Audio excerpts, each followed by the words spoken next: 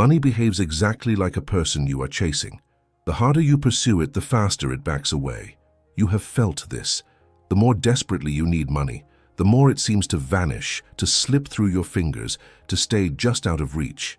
And the times money came easily, it usually came when you were not chasing at all, when you were relaxed, when you had somehow stopped needing it so badly. That is not coincidence. It is a law. And once you understand it, you can stop the exhausting chase for good and do the one thing that actually works, which is to make money chase you instead. Because money, like anything of value, is drawn to what does not desperately need it and repelled by what does. Let me explain the mechanism, because this is not a mindset platitude. It is physics of a kind. When you chase money, you broadcast a state of not having it. The chase itself is the confession. You do not chase what you already possess. So every act of desperate pursuit, every anxious hustle, every needy grasp sends a clear signal to reality, the signal of lack, of absence, of not enough. And reality, which is a mirror, reflects that signal back as more lack. The chase produces the very absence that drives the chase, in a loop that tightens the harder you run. That is why the most desperate people, the ones who need money most and pursue it hardest, so often stay poor. Their desperation is a repelling force. They are pushing away the exact thing they are running toward. Now consider the opposite state, the one that makes money chase you. The state of already having, of not needing, of calm sufficiency. When you occupy it, you stop broadcasting lack. You broadcast fullness. And fullness is magnetic. Money moves toward the person who does not need it, the way water flows downhill naturally without being forced. You have seen this in people who seem to have money come to them effortlessly. It is not that they are luckier. They carry an inner state of already being provided for, a lack of desperation, a certain casual indifference to money that strangely draws it. They are not chasing. They are magnetic. And you can become magnetic, but not by chasing harder. Only by stopping the chase and changing your state to the one that attracts. Here is where people misunderstand and ruin it. They hear stop chasing and think it means do nothing, sit passive, and wait for money to fall out of the sky. That is not it. Stopping the chase is not about action or inaction. It is about the state you act from. You can take enormous action from a magnetic state, and that action will draw money. You can take the same enormous action from a chasing state, and it will repel money. The difference is not what you do. It is who you are being while you do it. Are you acting from need, from desperation, from I have to make this work or I am ruined? Or are you acting from fullness, from certainty, from this is already handled, and I am simply moving through the motions of a done thing? Same actions, opposite results, because the state is the cause and the action is just the vehicle. So the real work is to shift from the chasing state to the magnetic state, and that shift is entirely internal. It begins with a decision that feels almost impossible when you are broke, the decision to stop needing the money, not to stop wanting the good things it brings, but to release the desperate need, the clutching, the sense that your survival and your worth hang on it, because that need is the repelling force. As long as you need money desperately, you push it away. The moment you release the need, even while you still desire the outcome, you stop pushing, and money can finally move toward you. This is the great paradox the desperate can never accept, that you have to stop needing money in order to receive it, that neediness is the barrier and non-attachment is the magnet. How do you stop needing money when you genuinely need it to pay rent, when the need is not imaginary but pressing and real? This is the hardest part, and I will not pretend otherwise. You stop the desperate need not by pretending the bills do not exist, but by shifting your certainty from the outer to the inner. The desperate person has all their certainty invested in the outer world. They believe their security depends entirely on the number in the account, so when the number is low, they panic, because their whole sense of safety is external, and the external looks bad. The magnetic person has moved their certainty inward. They know with an inner conviction that does not depend on the current number, that they are provided for, that it always works out, that the money is coming and is in a sense already theirs. That inner certainty lets them feel safe even when the outer number is low, and that felt safety is the magnetic state. Safety without external proof. That is the whole secret of non-attachment. Let me make this practical. To become magnetic, you cultivate the felt sense of already being provided for, and you guard it fiercely from the outer world's attempts to contradict it. You move through your day carrying the quiet inner knowing of someone whose money is handled, even when it is not yet handled on paper. You feel the loosening in your body that comes with financial safety deliberately now, before the safety is externally real. And when the outer world shows you lack, a low balance, a bill, a setback, you do not let it puncture the inner state. You hold the inner knowing steady against the outer evidence. This is not delusion. You are not denying the bill exists. You are refusing to let the bill dictate your state, because you understand that your state is the cause and the bill is just the old effect, and you are busy causing a new effect. There is a deep identity shift underneath all of this, and I want to name it directly. The chaser and the magnet are two different identities. The chaser fundamentally believes money is scarce, hard to get, and must be pursued and captured through effort and struggle. The magnet fundamentally believes money is abundant, naturally drawn to them, and arrives as a matter of course. These are not just beliefs, they are identities, whole ways of being, and you cannot chase from one and magnetize from the other. You have to become the magnet, which means letting the chaser lose its grip and letting a new self take the seat, a self for whom money is not a scarce prey to be hunted, but an abundant element that flows to them naturally. Every time you catch yourself chasing, you are being the old identity, and every time you rest in magnetic certainty, you are being the new one. You build the new self through repetition until it becomes your default. Watch how the chaser moves through the world so you can recognize the pattern in yourself. The chaser wakes up already tense about money. The chaser makes decisions from fear, taking the safe, low-paying option because they cannot afford risk, or grabbing at desperate schemes because they need money now. The chaser radiates neediness in their work, which others can feel, and neediness repels opportunity and respect. The chaser negotiates from weakness, accepts too little, works too hard for too little, because their desperation is visible and gets exploited. The chaser's whole energy says, "Please, I need this," and the world, sensing the desperation, gives less, because desperation signals low value. The chase does not just fail to attract money, it actively repels it at every level, from the metaphysical down to the brutally practical. Now watch the magnet. The magnet moves through the world with an unhurried certainty. The magnet makes decisions from possibility, not fear, so they see and take opportunities the chaser is too scared or too desperate to consider. The magnet radiates sufficiency, and sufficiency is attractive. It draws people, opportunities, and money because we are all drawn to what seems already full and repelled by what seems desperate and grasping. The magnet negotiates from strength, from the felt sense of being willing to walk away, and that willingness commands better terms. The magnet's whole energy says, "I am fine either way," and the world, sensing the non-desperation, offers more, because non-desperation signals high value.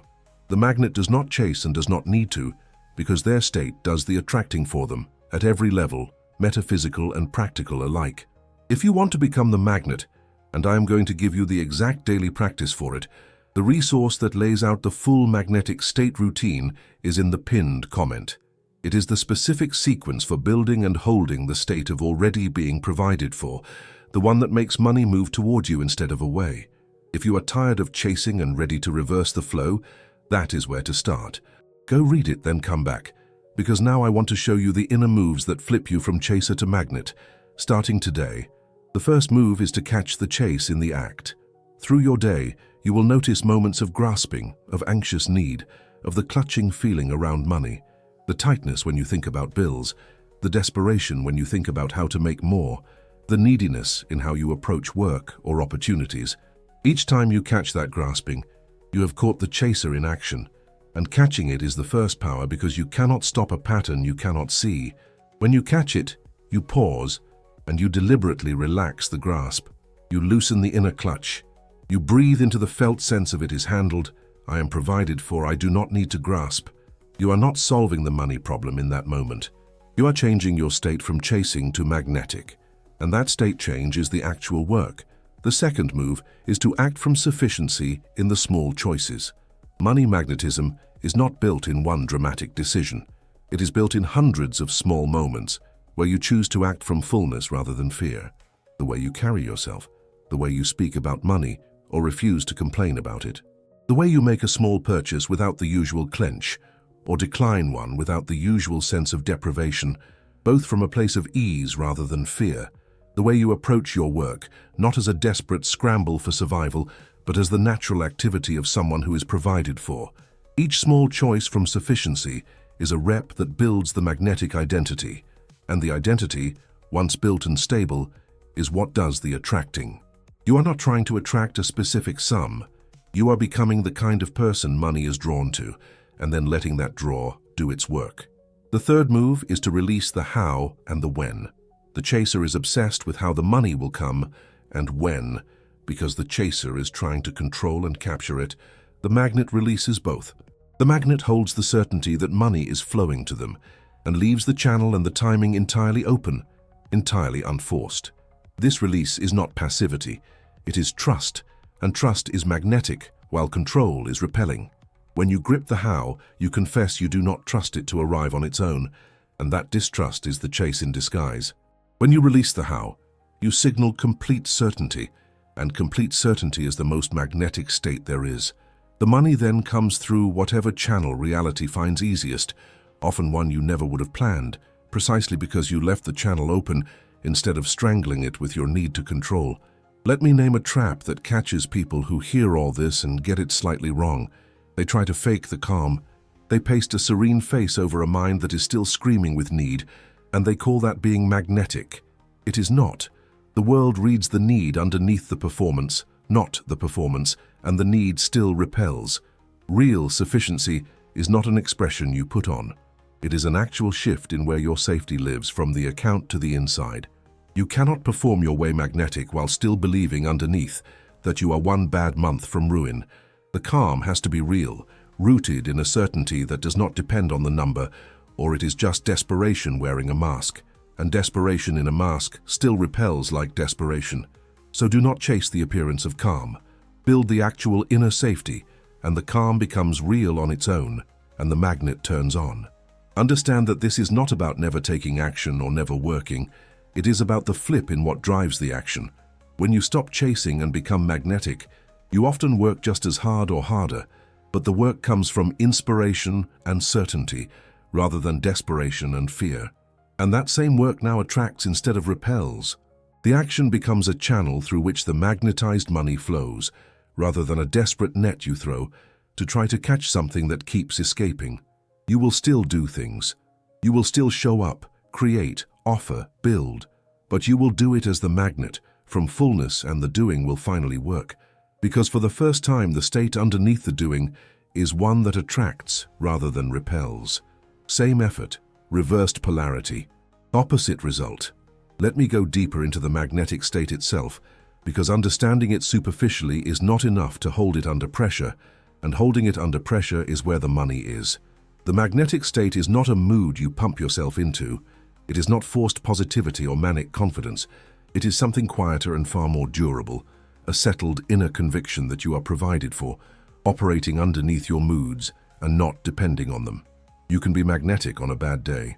You can be magnetic while tired, discouraged, or facing real problems, because magnetism is not about feeling good. It is about a fundamental inner posture of already having, held regardless of surface feelings. This distinction matters enormously, because people try to force themselves to feel great in order to be magnetic, and when they cannot sustain the good feeling, they decide magnetism does not work. But magnetism was never about the good feeling. It is about the deep, unshaken assumption of sufficiency, which is available even when you feel terrible. Here is how you cultivate that deep assumption of sufficiency, the real magnetic core. You practice deliberately the inner experience of already being provided for until it becomes your baseline rather than an occasional visit. Most people's baseline is a subtle sense of financial unsafety, a background bracing, a faint always-on alarm about money.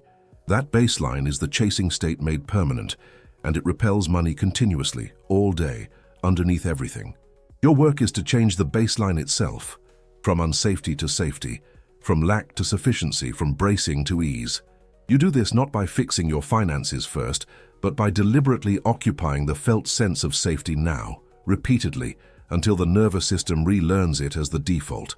Every time you consciously shift from the bracing to the ease, you weaken the old baseline and strengthen the new one. Over time, the new baseline holds on its own, and you become magnetic not in moments but continuously, which is when money truly begins to move toward you. Let me connect this to the hard practical world, because money magnetism is not only metaphysical, it shows up in how you are treated and what you are offered. Consider negotiation or asking for what you are worth, or pricing your work. The chaser, from their desperation, undervalues themselves, accepts too little, apologizes for asking, radiates a neediness others sense and exploit. The magnet, from their sufficiency, names their worth calmly, is willing to walk away, radiates a non-desperation others sense and reward with better terms.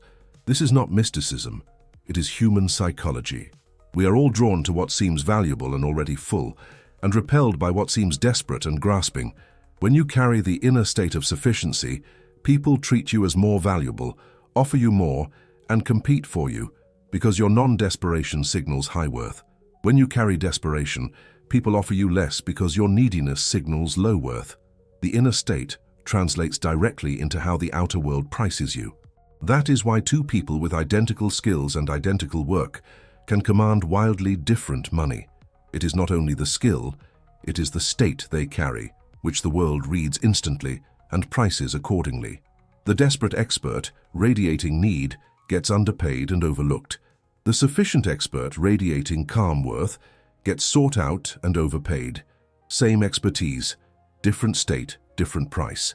So becoming magnetic is not only about metaphysical attraction, it is about becoming the kind of presence the world naturally values and rewards more highly. And that presence is built from the inner assumption of sufficiency. Change the inner assumption and your market value shifts, because you stop broadcasting the desperation that discounts you and start broadcasting the sufficiency that appreciates you. Let me handle the identity shift more fully, because becoming magnetic is ultimately about becoming a different person, and half measures do not work. You cannot be magnetic in your money practice while staying the chaser in your identity. The chaser identity will generate desperation faster than you can suppress it, in 1,000 small automatic ways. So the work is to actually become the magnet as an identity, a settled sense of self. This is done, as all identity change is done, in the imagination and in the feeling, held to the point of conviction. You occupy, nightly and in spare moments, the self who is naturally provided for, who does not chase because chasing is beneath them, who assumes abundance the way they assume air. You feel what it is to be that person, how differently they hold themselves, how they think about money, how unbothered and unhurried they are. And you occupy it until it stops feeling like pretending and starts feeling like you. When the magnetic identity becomes your actual sense of self, the chasing stops on its own, because the person you now are simply does not chase. Let me give you a specific inner scene to work with, because abstraction is hard to feel and scenes are easy to feel. Build a moment that could only be true if money were already flowing to you easily, if you were already the magnet. Maybe it is the moment of noticing, with mild, pleasant surprise, that money has come from an unexpected direction again, and feeling the calm of someone for whom this is now normal. Maybe it is the physical sensation of financial ease in your body, the absence of the old clench, the loosening of shoulders that no longer brace against money fear. Maybe it is a conversation where you speak about money from complete sufficiency, without a trace of the old desperation. Pick one, make it vivid and specific and small, and occupy it in feeling, nightly, as a present fact, until the magnetic state it embodies becomes your baseline. This is how you install magnetism, not through willpower during the day, but through repeated inhabitation of the magnetic self in the receptive state before sleep. Let me give you a way to tell the two kinds of action apart, because you will need it. Desperate action and inspired action can look identical from the outside, but they feel completely different from the inside, and the feeling is how you know which one you are in.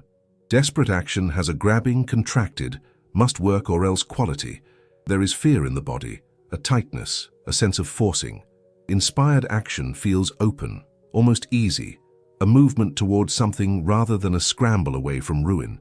When you notice the grabbing quality, that is the chaser acting, and that action repels even when it is technically the right move.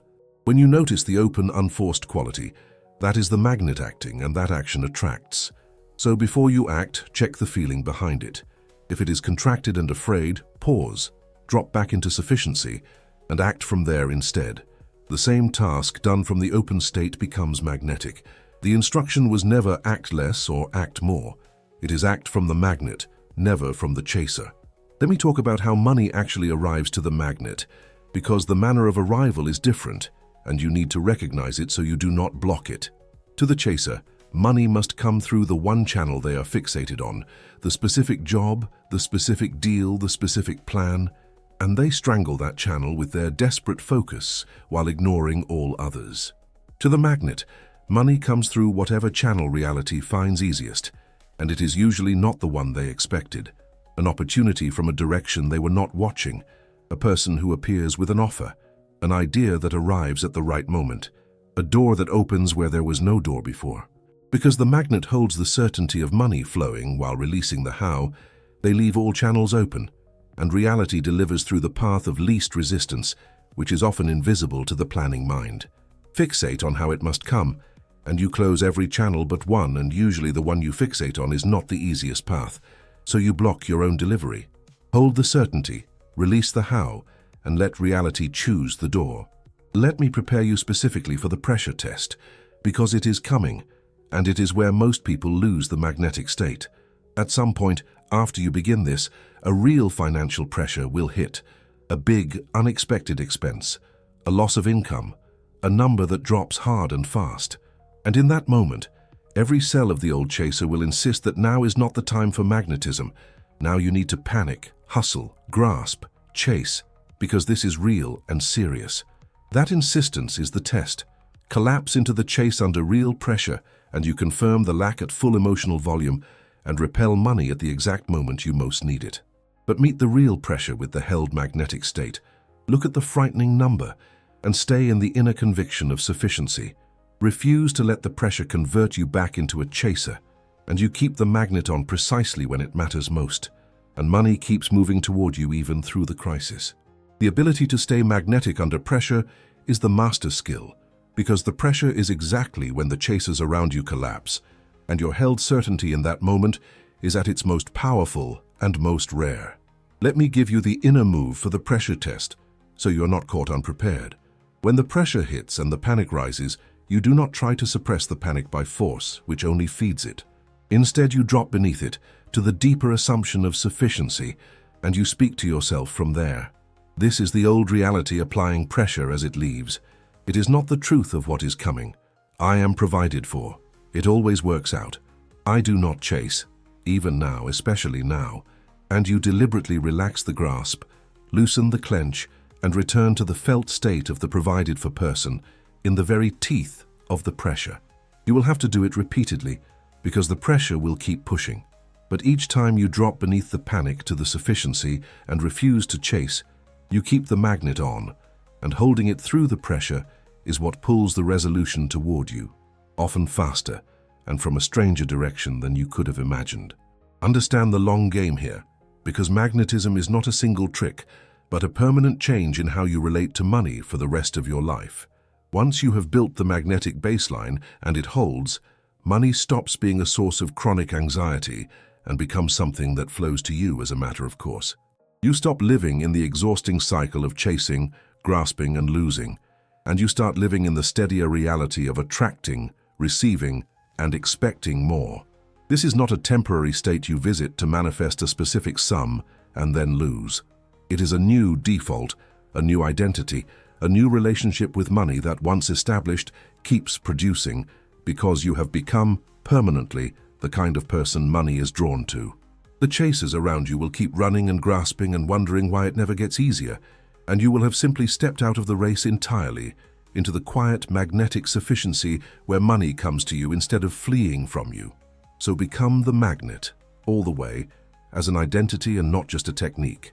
Change your baseline from unsafety to sufficiency through repeated, deliberate inhabitation of the provided-for state.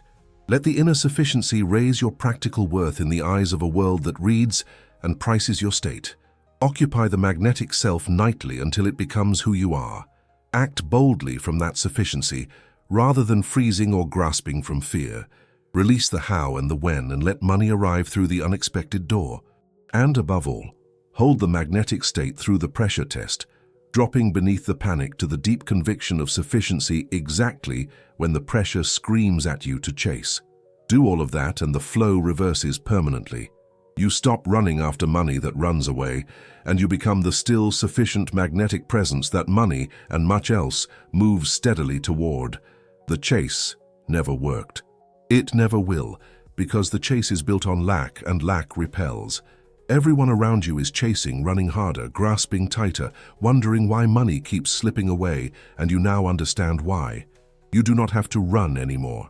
You get to stop and reverse the entire flow, and let money come to you the way it comes to the ones who never seem to be chasing at all. They were not lucky. They were magnetic. And now you know how to become magnetic too, which means the exhausting chase is over, if you are willing to become the person it was always meant for. Let me show you how magnetism looks in an ordinary situation, because it is easy to keep this abstract and miss it in real life. Picture two people walking into the same opportunity, a chance to be hired, to close a deal, to be chosen. The chaser walks in needing it. You can feel the need on them before they say a word. They over-explain. They lower their price before anyone asks. They agree too fast. They laugh a little too eagerly.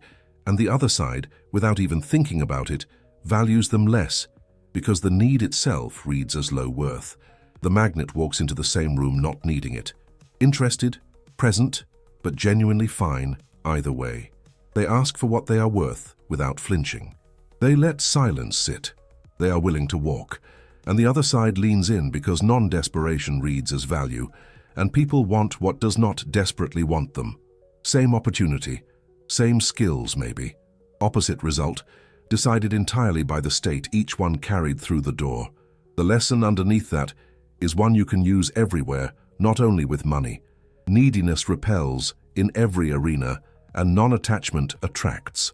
The job you desperately need tends to slip away. The one you could take or leave tends to be offered. The deal you cling to falls apart. The one you hold loosely comes together. This is not the universe being cruel. It is that desperation and sufficiency are states you broadcast, and the world responds to the state, not to how badly you want the outcome. So the practical instruction is almost funny in its simplicity. Want the outcome, but hold it loosely enough that you would be genuinely fine without it. That loose hold, that willingness to walk, is not indifference. It is the exact posture that makes the thing come to you. Grip tighter and you strangle it. Loosen the grip while keeping the desire, and you become the one it moves toward. And understand that this compounds. The first time you hold the magnetic state through a real situation and watch it work, something changes in you. You get a piece of evidence that non-desperation attracts, that not needing it is what brought it. That evidence makes the next magnetic hold easier, because now you have proof, and proof deepens certainty, and deeper certainty is a stronger magnet. The chaser is caught in the opposite spiral, where each desperate loss confirms that money is hard and scarce, which deepens the desperation, which repels harder. You are choosing which spiral to be on. Every time you catch the grasp and loosen it, every time you hold sufficiency under pressure and watch it draw the thing toward you, you climb further up the magnetic spiral until being the magnet is simply who you are, and money moving toward you is simply what happens. If this flipped something in you, tell me in the comments the one place you catch yourself chasing money hardest, so you know exactly where to release the grasp. And the resource that lays out the full magnetic state routine is waiting in the pinned comment, so go read it if you want the daily practice and not just the principle. Subscribe, because I go deeper into this in the next one, the exact inner posture that keeps you magnetic, even when everything outside says panic. You came here because you were tired of chasing money that kept running away. Now you know the secret. You never had to catch it. You just have to become the one it runs toward.